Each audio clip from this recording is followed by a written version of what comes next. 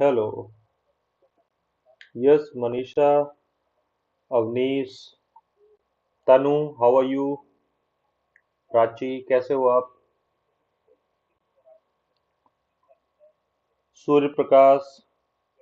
हाँ, सोनकर जी की डिमांड पे ही ये सेशन रखा गया है। इनका था कि सर जो भी लोग ज्योग्राफी ऑप्शनल वाले हैं वो लोग प्रिपरेशन करना चाहते हैं, तो हम लोग किस तरीके से अपनी प्रिपरेशन को स्टार्ट करें, राइट? तो इसी मुद्दे पर आज हम लोग बात करेंगे, इसी विषय पर। क्योंकि ये ज्योग्राफी ऑप्शनल हो या कोई भी ऑप्शनल हो, वन बाय वन हम लोग और भी दूसरे ऑप्शनल की भी स्ट्रेटजी वो भी डिस्कस करेंगे। अभी आज मैंने ज्योग्राफी ऑप्शनल से स्टार्ट किया है, राइट?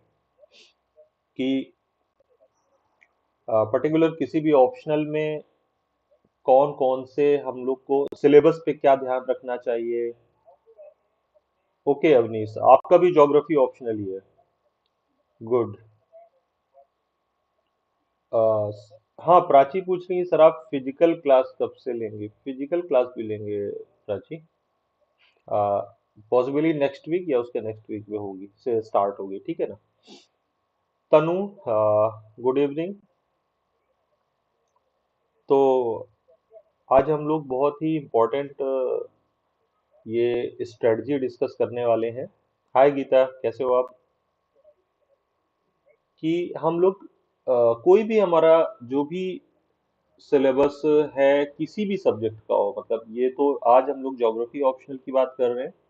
माइट भी हम लोग नेक्स्ट डे किसी दिन हम लोग हिस्ट्री की बात करेंगे, किसी दिन दूसरे जो भी सब्जेक्ट्स हैं, जैसे पीएसआईआर भी एक ऑप्शनल है ना?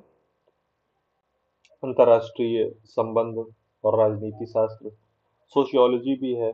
जो पॉपुलर ऑप्शनल है उनकी हम लोग strategy one by one discuss करेंगे। तो आज हम लोग भूगोल वैकल्पिक से स्टार्ट कर रहे हैं, राइट? तो सबसे पहली चीज तो ये समझिए कि कोई भी ऑप्शनल स्टार्ट करने के पहले आपको उसके सिलेबस का बहुत अच्छे से आइडिया होना चाहिए। अगर आपको सिलेबस नहीं पता है तो ऑप्शनल में आप क्या स्ट्रेटजी बनाओगे, है ना? सबसे पहले तो आपको यही क्लियर होना चाहिए कि सिलेबस में कौन कौन से टॉपिक्स हैं, किन टॉपिक्स पे हमें ज्यादा फोकस करना है, राइट? तो मतलब जो सबसे इम्पोर्टेंट बात है वो कहाँ से स्टार्ट होती है?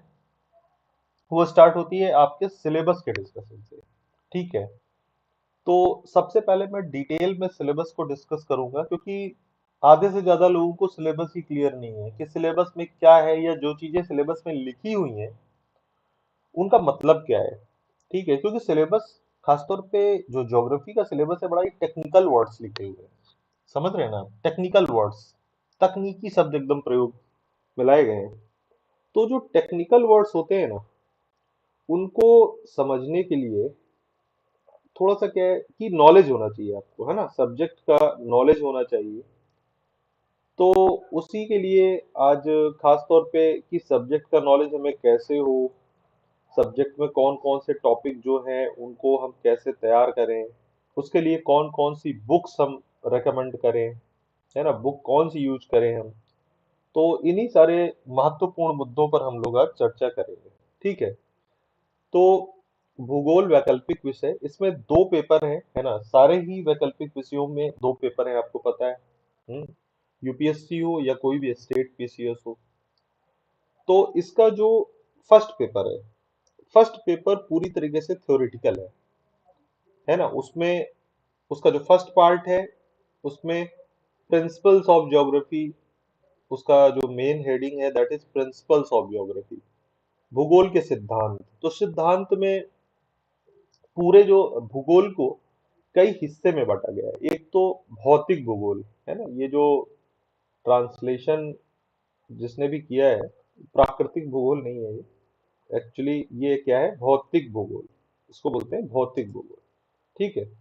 तो सबसे पहला हमारा जो पार्ट है भौतिक भूगोल, और ये इसको तो मतलब सारे ही लोग जानते होंगे कि ये भौतिक भूगोल का क्या मतलब है, राइट?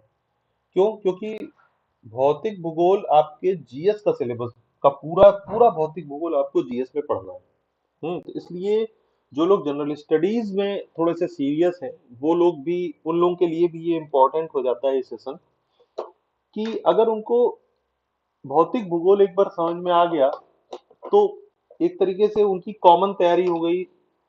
करीब करीब ये मान लीजिए 30% सिलेबस उन्होंने तैयार कर लिया है, ज्योग्राफी ऑप्शनल का भी 30 से 40% सिलेबस, और जीएस में भी पेपर वन का जो सिलेबस है, जीएस पेपर वन मेंस का, वो भी उनका 30% तैयार हो गया, राइट। तो अगर आपने भूगोल के सिद्धांत के अंतर्गत भौतिक भूगोल पार्ट को केवल समझ लिया, तो आपकी मतलब ज्योग्राफी की तैयारी बहुत स्ट्रांग हो गई, समझ लीजिए। मतलब अगर किसी भी सब्जेक्ट की आप 30-40% आप सिलेबस को आप समझ लीजिए तैयार कर रहे हैं, तो इसका मतलब कि आपने लड़ाई लगभग जीत ली, लगभग जीत ली आपने लड़ाई। हम्म। तो भौतिक भूगोल के अंतर्गत क्या क्या पढ़ते हैं? पहला है भू आकृतिक विज्ञान।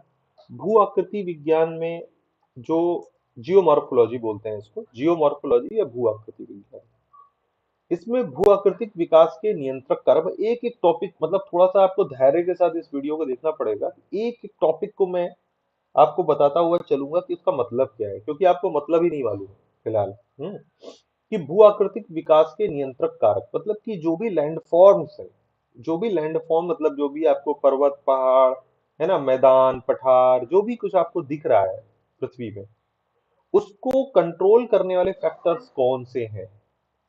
What are the controlling factors of landform development? ठीक है। तो ये कंट्रोलिंग फैक्टर्स कौन से हैं? जिसने भी ज्योग्राफी ऑप्शनल थोड़ा बहुत पढ़ा होगा उसको पता होगा कि जो विलियम मॉरिस डेविस है, डब्ल्यू एम डेविस, उन्होंने खास तौर पे तीन चीजें दी हैं, कि जो तीन चीजें हैं, तीन फैक्टर्स हैं जो कि लैंड फॉर्म डेवलपमेंट को एक तरीके से कंट्रोल करते हैं। कौन कौन से वो तीन फैक्टर्स हैं? सबसे पहला फैक्टर है स्ट्रक्चर। ठीक है, स्ट्रक्चर मतलब कि संरचना। संरचना मतलब कि कोई भी चट्टान है, कोई भी वलन है, फोल्ड है, फॉल्ट है, मतलब वहां पर खास तौर पे चट्टान आप समझ लीजिए कि चट्टान जिस प्रकार की होगी उसी प्रकार का तो वहां पे लैंडफॉर्म बनेगा। हम्म। तो एक तो स्ट्रक्चर हो गया, दूसरा हो गया प्रोसेस, मतलब कि वहां पर प्रोसेस, प्रक्रिया कौन सी चल रही है, मतलब इरोजन चल रहा है, वेदरिंग चल रहा है, क्या चल रहा है वहां पर, किस प्रकार की प्रक्रिया चल रही है। कोई नदी बह रही है, नदी बह रही है तो उससे बनने वाला लैंडफॉर्म अलग होगा। ग्लेशियर चल रहा है तो उससे बनने वाला लैंडफॉर्म अलग होगा। हम्म। वहां पर मतलब प्रोसेस क्या है? स्ट्रक्चर, सेकंड प्रोसेस, तीसरा है टाइम। ठीक है। अब प्रोसेस में इन्वॉल्व हो जाता है क्लाइमेट भी, क्लाइमेट बहुत बड़ा रोल प्ले करता है कहीं पर भी लैंडफॉर्म के डेवलपमेंट में। तीसरा टाइम बहुत मोस्ट इंपॉर्टेंट है। तो डेविस इन तीनों में से टाइम को ज्यादा महत्व देते हैं। वो कहते हैं कि टाइम के साथ साथ लैंडफॉर्म कहीं पर भी हो, वो अपने एक पूरे प्रोसेस, मतलब पूरे एक फेज से होके गुजरता है, कि एक उसका फेज होता है जिसमें कि वो यंग होता है लैंडफॉर्म, जैसे जैसे कि हिमालय को आप ले सकते हैं फॉर एग्जांपल। हिमालय एक यंग स्ट्रक्चर है ना, यंग लैंडफॉर्म है। आप वहीं पर एक दूसरा पहाड़ है अरावली, जो कि एक वो अब यंग नहीं है, वो अब पूरी तरीके से ओल्ड, अपनी सेनाइल स्टेज में है ना। तो इसी तरह से नदी है, नदी पहाड़ में होती है तो अपनी यंग स्टेज में होती है, मैदान में होती है तो अपने मैच्योर स्टेज में होती है, डेल्टा में अपने ओल्ड स्टेज में होती है। तो यानी कि जो टाइम है वो बहुत मैटर करता है। मतलब कि अगर लैंडफॉर्म बहुत, अगर वो बहुत पुराना है तो वहां पर दूसरे तरीके का लैंडफॉर्म होगा, नया है तो दूसरे टाइप का लैंडफॉर्म होगा। तो यानी कि ये जो नियंत्रक कारक है इसके बारे में पढ़ना है। अंतरजात और बहिर्जात बल, इसकी अंतरजात बल से रिलेटेड मैंने एक वीडियो भी डाल रखा है अपने, उस पर आप जाके देखिएगा उस खाली टाइम में, कि जो पृथ्वी के अंदर से आने वाले जो फोर्सेज हैं वो होते हैं अंतरजात बल, और बहिर्जात बल मतलब कि जो बाहर से फोर्सेज लग रहे हैं। इसमें खास तौर पे वेदरिंग है, इरोजन है, और मास वेस्टिंग है। बहिर्जात बल में तीन पार्ट हैं, मतलब तीन टॉपिक आपको पढ़ने हैं: वेदरिंग, अपक्षय, इरोजन, अपर्दन, और मास वेस्टिंग, राइट।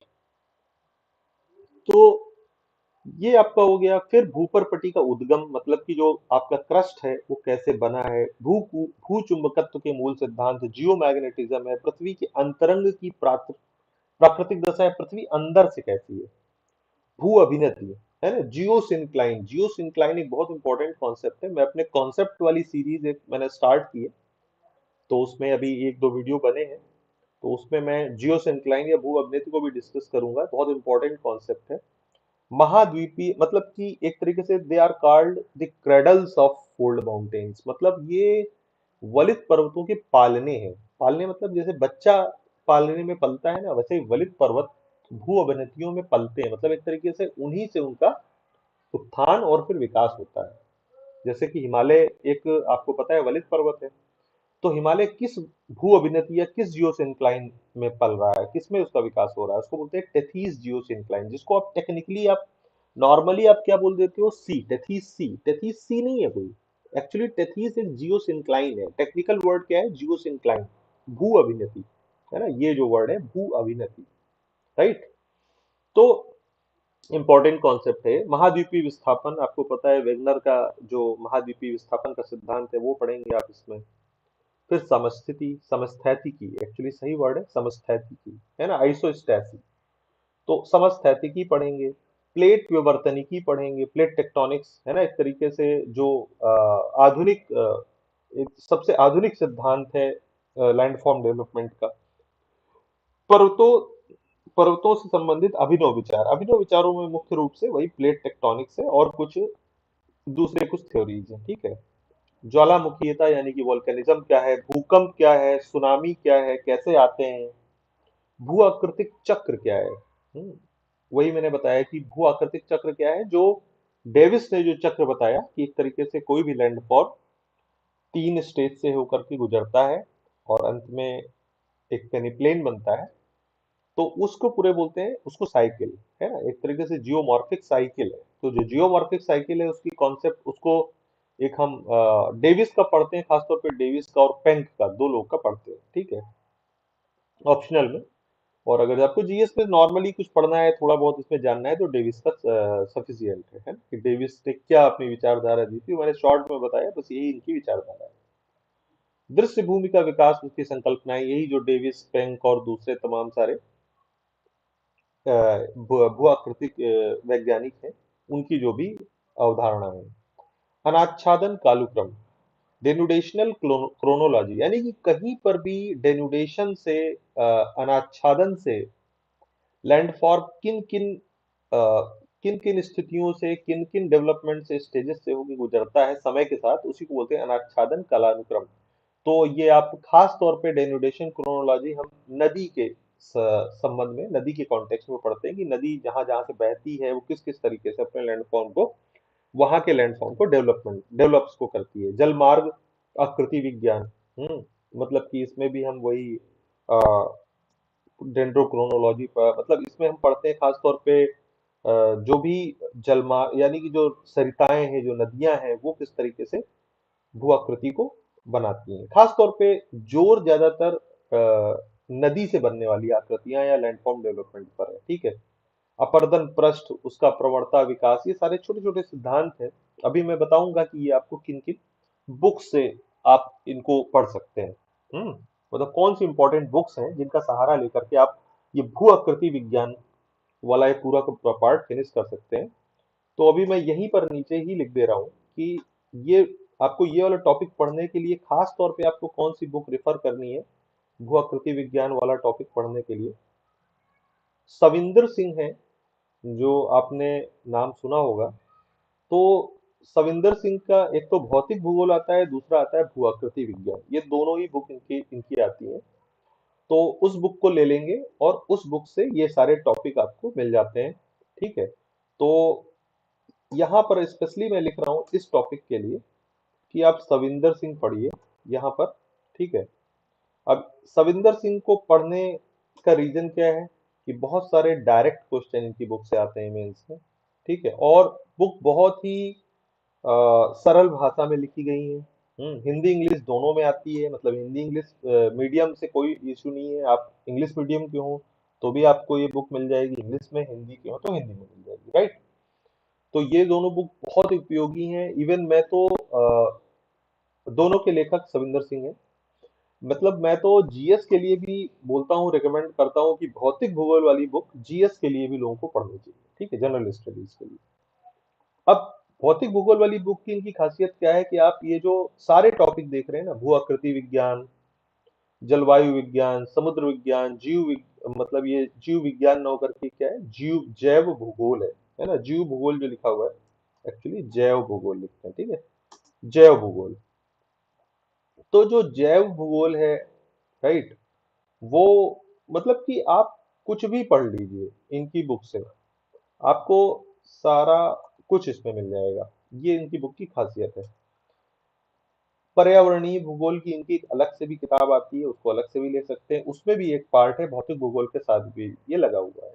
तो आपको ये जितने भी टॉपिक्स हैं, ठीक है, खासतौर पे मैंने बताया कि भू आकृति विज्ञान या जो ये पहला वाला पार्ट है, इसके लिए आपको बहुत मतलब ये जो लास्ट वाले कुछ लिखे हुए हैं ना, अनुप्रयुक्त भू आकृति विज्ञान, भूजल विज्ञान, मतलब कुछ बाद वाले टॉपिक छोड़ करके बाकी सारे टॉपिक आपको भौतिक भूगोल वाली बुक में मिल जाएंगे। तो भू आकृति वाली आपको कुछ 4-5 टॉपिक के लिए ये बुक आपको लेनी पड़ेगी, अगर कोई ऑप्शनल की बहुत सीरियसली तैयारी करना चाहता है तो। वैसे काम इससे इस बुक से भी चल जाएगा, है ना। अगर सेलेक्टिव स्टडी करनी है तो इस बुक से भी काम चल जाएगा। मतलब कि आपका जलवायु विज्ञान पूरा का पूरा, हम्म, और समुद्र विज्ञान, जैव भूगोल, पर्यावरणीय भूगोल, यहाँ तक का आपका तैयार हो गया, राइट। आपने वो दोनों पढ़ ली, आपका फिनिश हो गया। देन मानव भूगोल। अब मानव भूगोल का जो भी सिलेबस है, सबसे पहले तो इसमें थॉट, तो थॉट की बुक हो मानव भूगोल की, या अब जैसे इसमें आर्थिक भूगोल है, जनसंख्या बस्ती भूगोल है, प्रादेशिक आयोजन है, ठीक है। तो और मानव भूगोल में मॉडल, सिद्धांत और नियम, मतलब कि जो फर्स्ट पेपर का एक तरीके से जो बाकी का आधा पार्ट है, उसके लिए आपको मैं बुक रिकमेंड कर दे रहा हूँ, राइट। उसके लिए आपको ये पढ़नी है मानव भूगोल माजिद हुसैन, ठीक है। एक बुक आपको ये पढ़नी है, मानव भूगोल माजिद हुसैन, राइट। यहाँ पर मैं लिख दे रहा हूँ, मतलब कि आपका फर्स्ट पेपर आपका फिनिश हो जाएगा। आपको 2 ही 3 किताब पढ़नी पड़ेगी और फर्स्ट पेपर आपका फिनिश हो जाएगा, राइट। मानव भूगोल माजिद हुसैन की, और इन्हीं की एक बुक आती है थॉट के लिए, ठीक है। जो थॉट वाला पोर्शन है, काफी लोगों को थॉट का पोर्शन परेशान करता है, तो इन्हीं की बुक आती है भौगोलिक मॉडल्स और भौगोलिक चिंतन का इतिहास। माजिद हुसैन ने ये तीनों ही बुक लिख रखी है, राइट। तो आपको माजिद हुसैन का सहारा लेना है, और आपको कुल मिला के ये वाला भी आपका पार्ट तैयार हो जाएगा, राइट। भूगोल मतलब ये 3 बुक आपको पढ़नी पड़ेंगी, और आपका 3 बुक ये, और एक बुक हो गई आपकी सविंदर सिंह की। आपने इतना पढ़ लिया, आपका जीएस पेपर 1 आपका फिनिश हो गया, ठीक है। अब इसके बाद आपको क्या करना है, पेपर 2 में आना है। अब पेपर 2 इसलिए भी इंपॉर्टेंट है क्योंकि पेपर 2 अगर आप अच्छे से तैयार कर लेते हैं, राइट, तो आपका एक और बड़ी आपकी समस्या हल हो जाएगी कि आपका जो जीएस का इंडियन ज्योग्राफी वाला जो पार्ट है वो भी आपका तैयार हो जाएगा साथ ही के साथ, राइट। तो अब पेपर 2 में आते हैं भारत का भूगोल। अब भारत का भूगोल वैसे भी आप लोगों ने अच्छे से पहले भी पढ़ ही रखा होगा, जीएस के लिए जो भी पढ़ रहा है। एक तो भौतिक विन्यास भारत का, मतलब इसमें पड़ोसी देशों के साथ भारत का जो भी स्पेस रिलेशन है, स्पेस रिलेशन का मतलब स्थानिक संबंध है, यहाँ पर अंतरिक्ष संबंध नहीं है, स्थानिक संबंध है ना।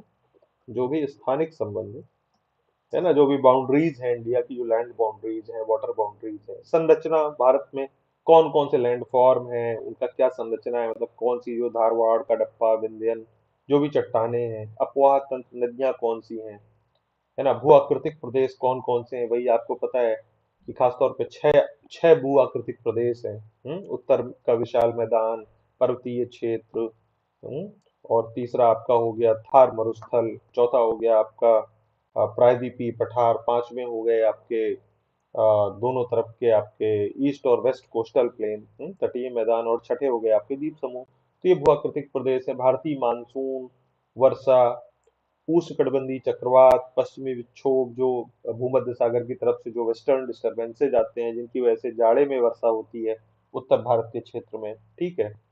बाढ़ और अनावृष्टि यानी सूखा, जलवायवीय प्रदेश भारत में कौन कौन से हैं, प्राकृतिक वनस्पतियां यानी वन कौन से हैं, मिट्टियां कौन है, ये एक जनरल, आप इस सारे पूरे को आप जीएस में पढ़ते ही पढ़ते हैं, ठीक है। तो एक तरीके से जीएस में आपको कंपलसरी ये पढ़ना ही है। इसीलिए मैं कई लोगों को बोलता हूँ कि ज्योग्राफी ऑप्शनल एक बहुत ही नेचुरल आपके लिए चॉइस होनी चाहिए। अगर आप नया कोई वैकल्पिक विषय लेना चाहते हैं, आपका कोई बैकग्राउंड नहीं है आपका आर्ट्स का, है ना, आप साइंस मीडियम से हैं या टेक्नोलॉजी वाले मीडियम, आप बीटेक करके आए हैं, साइंस करके आए हैं, तो ज्योग्राफी आपके लिए बहुत इजी हो जाता है। क्यों? क्योंकि ज्योग्राफी का आपको 60 से 70% तो आपको सिलेबस वैसे भी आपको तैयार करना ही करना है। अगर आप जीएस जीएस आपको पढ़नी है तो 60 से 70% तो आपका तैयार हो गया, फिर 30 40% आप और पढ़ लीजिए, आपका एक ऑप्शनल पूरा तैयार हो गया। एक्स्ट्रा टॉपिक कौन से हैं? अब देखिए ना, फर्स्ट पेपर जो आपका था, फर्स्ट पेपर में आप ये समझ लीजिए कि ये फर्स्ट वाली यूनिट पूरी की पूरी जो थी वो तो भौतिक भूगोल तो आपका पूरा सिलेबस में लिखा ही हुआ है ना, जीएस के सिलेबस में। अब इसमें एक्स्ट्रा आपको क्या पढ़ना है? आर्थिक भूगोल भी आपको सिलेबस में पढ़ना ही है। अब ये जो थॉट वाला पोर्शन है मानव भूगोल में संदर्भ है ना, ये थॉट का पोर्शन है, जनसंख्या बस्ती भूगोल हो गया, और प्रायदिक प्रादेशिक आयोजन थोड़ा बहुत ही है, मॉडल्स। मतलब आपको 3 4 टॉपिक और आपको एक्स्ट्रा पढ़ने हैं, आपका एक पूरा पेपर ही तैयार हो गया। आपने जीएस के लिए आधा पेपर आपने पहले ही पढ़ लिया था, राइट? तो अब और मतलब जो सेकंड पेपर है, सेकंड पेपर तो आपको पूरा ही पढ़ना है एक तरीके से जीएस में। तो आपको अलग से पढ़ना ही क्या है? मुश्किल से 30% सिलेबस आपको और पढ़ना है। आप जो जीएस पे पढ़ते ही पढ़ते 30% और जोड़ दीजिए, आपका एक ऑप्शनल ही तैयार हो गया पूरा का पूरा। हम्म। दूसरे किसी भी सब्जेक्ट में ये सहूलियत नहीं है, किसी भी दूसरे ऑप्शनल सब्जेक्ट में। क्योंकि दूसरे किसी भी सब्जेक्ट को पूरा पढ़ने की आपको कोई भी व्यवस्था नहीं, कोई मजबूरी नहीं है। केवल ज्योग्राफी को आपको वैसे भी पूरा पढ़ना ही पड़ेगा जीएस के लिए, तो आप थोड़ा सा और पढ़ लीजिए, आपका एक ऑप्शनल भी तैयार हो गया साथ में, बस ये मैं कहता हूँ। हम्म।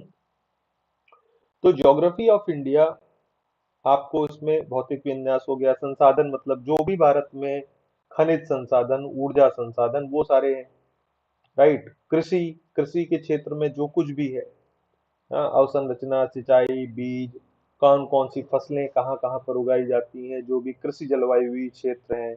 उद्योग, भारत में कौन कौन से प्रमुख उद्योग हैं, जो 8 10 उद्योग हैं प्रमुख, वो कहाँ कहाँ पर है, वहाँ ही क्यों है, उनका क्या पैटर्न है, ठीक है?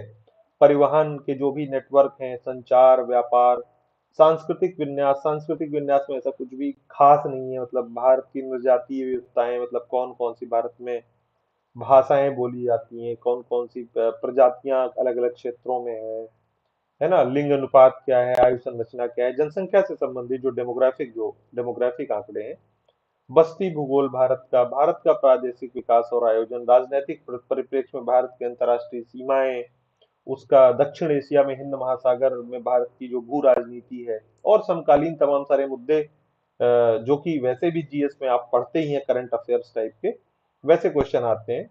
और साथ में आपको इस प्रश्न पत्र यानी सेकंड पेपर में आपको मैप बेस्ड भी कुछ आपको क्वेश्चन करने होते हैं, जो कि काफी इजी होते हैं। लोकेशन आपको लोकेट करनी होती है मैप में, और उनके बारे में आपको कुछ शब्द, 30 40 शब्द लिखने होते हैं, ठीक है? तो और इसके साथ जो रिकमेंडेड बुक्स हैं, ये मैंने एक लिस्ट दे दी है कि ये बुक आपको पढ़नी है, राइट? एनसीईआरटी, जैसे आप एनसीईआरटी से शुरू कीजिए, 10वीं 11वीं 12वीं क्लास की एनसीईआरटी पढ़िए। मानव भूगोल के लिए मैंने बता दिया, ह्यूमन ज्योग्राफी के लिए माजिद हुसैन पढ़िए। भौतिक भूगोल सविंदर सिंह पढ़िए। भू आकृति विज्ञान के कुछ टॉपिक आपको अलग से मिल जाएंगे, सविंदर सिंह की एक अलग से बुक आती है, उसको भी पढ़ लीजिए अगर समय मिले। वैसे आपको भौतिक भूगोल वाली बुक से भी काम चल जाएगा। भारत के भूगोल के लिए दो आपके पास ऑप्शन ऑप्शन है, एक डीआर खुल्लर की बुक से पढ़ लीजिए या माजिद हुसैन की बुक से पढ़ लीजिए। अच्छी लग रही है दोनों बुक पढ़ लीजिए, ठीक है? वो जो भौगोलिक मॉडल्स हैं, जो मतलब बहुत सारे मॉडल्स हैं, उनसे रिलेटेड जो जीएस पेपर, सॉरी, जो ऑप्शनल पेपर 1 का जो पार्ट है, वो माजिद हुसैन की एक बुक आती है। थॉट, वो भी माजिद हुसैन की बुक है। राजनीतिक भूगोल आरडी दीक्षित की आती है, वो भी फर्स्ट पेपर में ही है। जनसंख्या भूगोल भी फर्स्ट पेपर में है, उसका कुछ बहुत आपको सेकंड पेपर का भी इसमें मिल जाएगा, आरसी चांदना की बुक है। और सबसे इंपॉर्टेंट है प्रैक्टिस पीवाईक्यू बुक, मतलब कि आपको प्रीवियस ईयर क्वेश्चंस की एक बुकलेट कोई ले लेनी है, जिसमें पिछले 10 12 15 20 सालों के क्वेश्चन आए हुए हों। आपको उनको प्रैक्टिस करना है। जब आप ये सिलेबस कंप्लीट कर लेंगे, तो तभी आप वो प्रैक्टिस बुक लेने का कोई मतलब है। आप पहले भी ले सकते हैं, उससे आपको थोड़ा सा एक रेफरेंस मिलता रहेगा कि किस किस टाइप के क्वेश्चंस आ रहे हैं, मुझे कौन से टॉपिक पे फोकस करना है, अगर मुझे कोई टॉपिक पढ़ना है तो उसमें किस किस तरीके के क्वेश्चंस आए हुए हैं, क्योंकि ऑप्शनल में बहुत बार क्वेश्चन रिपीट होते हैं। मतलब जीएस में क्वेश्चंस नॉर्मली रिपीट नहीं होते हैं, लेकिन ऑप्शनल में आप देखेंगे पिछले 15 साल 20 साल के आप पेपर उठा के देख लीजिए, बहुत सारे क्वेश्चन आपको रिपीटेड मिलेंगे। तो अगर आपने प्रीवियस ईयर क्वेश्चन की बुकलेट से प्रैक्टिस की हुई है आंसर लिखने की, तो ये समझ लीजिए कि आपने आधी लड़ाई, आधी से ज्यादा लड़ाई आपने लगभग जीत ली। ठीक है, क्योंकि आपको 50 से 60% क्वेश्चन तो आपको प्रीवियस ईयर बुक के ही मिल जाएंगे। बाकी जो 30-40% है आपको उनके लिए थोड़ा सा इनोवेटिव होकर के आंसर लिखना पड़ेगा, और आप अच्छे से अच्छे मार्क्स पा जाएंगे इसमें।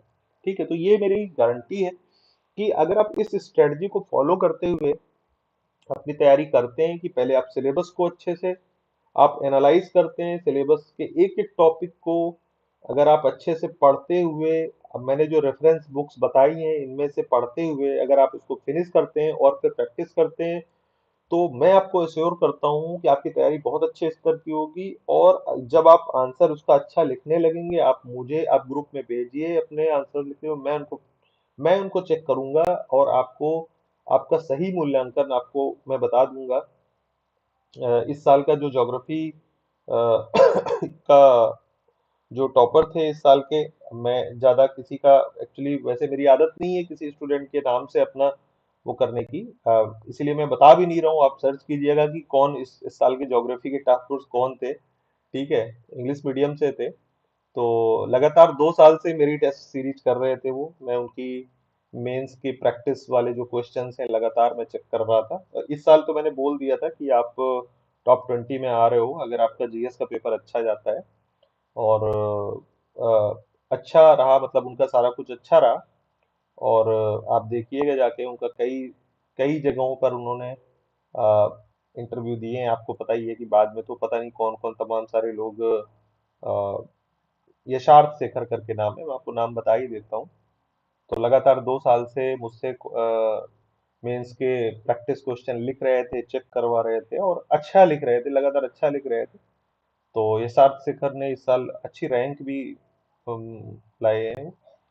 तो आप लोग भी लिखेंगे तो मैं चेक करूंगा कॉपी, है ना। और आप लोगों के क्वेश्चंस में बताऊंगा भी, मैं बहुत अच्छे अच्छे क्वेश्चंस आपको बताऊंगा, इनोवेटिव क्वेश्चन। एक्चुअली मैं ही उनके लिए क्वेश्चन प्रिपेयर करता था, उनको क्वेश्चंस देता था, फिर वो लिखते थे, फिर मैं चेक करता था। एक बड़ी मतलब कम्बरसम और बड़ी थका देने वाली पूरी प्रक्रिया थी, है ना। तो ऐसे ही नहीं वो टॉपर बन गए। ज्योग्राफी ऑप्शनल ऑप्शनल में उन्होंने इस साल टॉप किया था, है ना, हाईएस्ट मार्क्स थे उनके यशार्थ के। तो आप जाके देखिएगा उनका क्या परफॉर्मेंस है, कैसे उन्होंने तैयारी की, है ना। तो मैं एक्चुअली जीएस स्कोर कोचिंग है एक, वहां से मैं जुड़ा हुआ हूँ। तो वहाँ की ज्योग्राफी ऑप्शनल की पूरे मतलब क्वेश्चंस बनाना, उसके मॉडल आंसर्स बनाना, उसकी कॉपी चेक करना, सारी जिम्मेदारी मेरी टीम की रहती है। तो उसमें मैं मुख्य भूमिका में रहता हूँ ज्योग्राफी ऑप्शनल में, खासतौर पे चूंकि मेरा ऑप्शनल सब्जेक्ट है।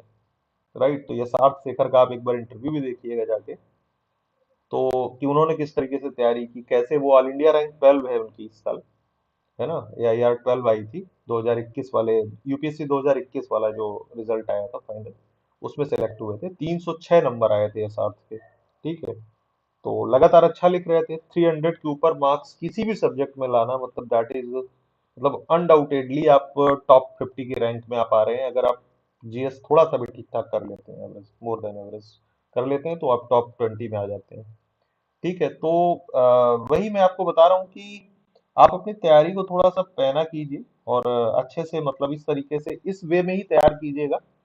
फिर जब आप आंसर लिखने की स्थिति में आ जाएंगे, आप बताइएगा, एक अलग से ग्रुप बना करके उसमें पूरी आंसर राइटिंग की पूरी प्रैक्टिस करा करके आप बहुत शानदार, मतलब आपका परफॉर्मेंस बहुत शानदार होगा, कोई डाउट ही नहीं है इसमें। राइट, मतलब जैसे ये सार्थ के मार्क्स आए हैं 300+, वैसे 300+ बहुत लोगों के मार्क्स आए हैं।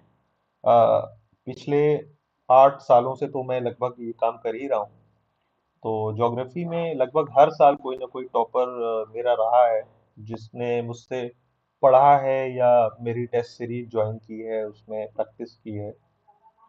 तो आप लोग भी कीजिए, तैयारी शुरू कीजिए। जो भी लोग ऑप्शनल की तैयारी शुरू करना चाहते हैं, तो this is the time when you should start your preparation, है ना। आप अभी तैयारी शुरू करेंगे, क्योंकि अभी इसके बाद जैसे जैसे प्रीलिम्स पास आ जाएगा, तो थोड़ा सा आपकी तैयारी, थोड़ा सा आपका मन भटकने लगेगा, प्रीलिम्स के लिए पढ़ लेता हूँ, प्रीलिम्स की तैयारी कर लेता हूँ।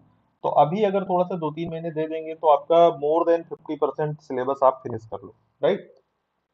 तो अभी इसको एंड करते हैं, और फिर इसके बाद आप मैं दोबारा से लिंक भेजता हूँ, अभी जो हम लोग जीएस की जो हम लोग प्रैक्टिस कर रहे हैं जीएस प्रीलिम्स के लिए, तो उसकी लिंक मैं दोबारा से आपको भेजता हूँ ग्रुप में, रिज्वाइन कीजिए उसको, राइट। अभी इस वाले लाइव को यहाँ पर एंड करते हैं। Okay, thank you.